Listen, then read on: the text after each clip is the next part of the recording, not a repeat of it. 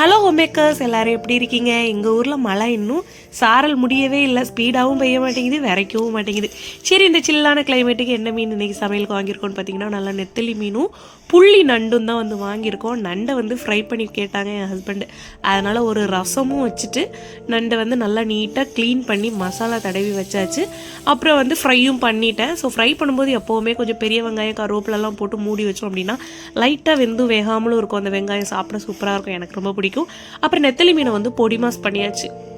என் ஹஸ்பண்டுக்கு ஷிஃப்ட்டுக்கு ரொம்பவே லேட் ஆகிடுச்சு. எல்லாம் அடுப்பில் இருக்கும்போதே சாப்பிட ஆரம்பிச்சிட்டாங்க. அப்படின்னு நண்டு மட்டும் ஃப்ரை பண்ணி கொடுத்தா 2-3ன்னு ஒரே டைமில் உள்ளே இறங்கிட்டே இருக்கும். அப்புறம் பொடி மாதம் வந்து சுட சுட தான் வந்து செஞ்சு கொடுத்துருந்தேன். நின்றுட்டே சாப்பிட்டுட்டு ஓடிட்டாங்க. நம்ம எப்போவுமே பொறுமையாக இருந்து சாப்பிட்டா தான் வயிறு நிறையும்.